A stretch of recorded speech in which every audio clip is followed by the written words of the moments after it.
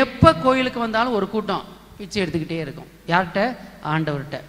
என்ன கொடுப்பீங்க? ஏதாவது கொடுங்க, சும்மா போக முடியாது, ஏதாவது கொடுங்க. சரிங்களா? உங்கள் பிள்ளை இப்போ காலேஜ் முடிக்க போகுது. என்ன முடிக்க போகுது? அடுத்து என்னதுக்காக ஜெபம் பண்ணுவீங்க?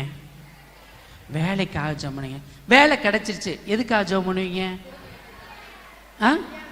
கல்யாணம் ஆயிடுச்சு, எதுக்காக ஜெபம் பண்ணுவீங்க? குழந்தைக்காக ஜெபம். குழந்தை கிடைச்சிச்சு, எதுக்காக ஜெபம் பண்ணுவீங்க?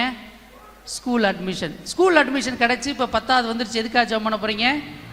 நல்ல மார்க்கு கிடைச்சிச்சு, அப்புறம் 11 12 சேர்த்தாச்சு, 12வது வந்தால் என்னதுக்காக ஜெபம் பண்ண போறீங்க? நல்ல மார்க் வந்தோடனே எதுக்காக அப்போ ஜெபம் பண்ண போகிறோம்? காலேஜுக்காக ஜெபம் பண்ண போகிறோம். காலேஜும் கிடைச்சாச்சு, இப்போ என்ன எதுக்காக ஜெபம் போகிறோம்? வேலையும் கிடைச்சாச்சு, போகிறோம் எதுக்காக பண்ண போகிறோம்? இதெல்லாம் ஒரு பொழப்பா? எப்போ கோயிலுக்கு வந்தாலும் இந்த சர்க்கிளை தவிர வேறு எதுக்காவது ஜெபம் பண்ணுறோமா? இதுதான் இந்த கூட்டம். எந்த கூட்டம்? மத்தேயு 27:35 அவருடைய ஆடைகளே குலுக்கல் முறையில் எனக்கு என்ன கிடைக்கும்? இந்த ஆள் பின்னாடி போனால் எனக்கு என்ன கிடைக்கும்? இன்னைக்கு ஜெபத்துக்கு போனால் எனக்கு என்ன கிடைக்கும்? கையை பிடிச்சிக்கிட்டு முக்காடு போட்டு அந்த கூட்டத்தில் நான் இருக்கிறேன்னு மட்டும் நீங்கள் பார்த்துக்கோங்க.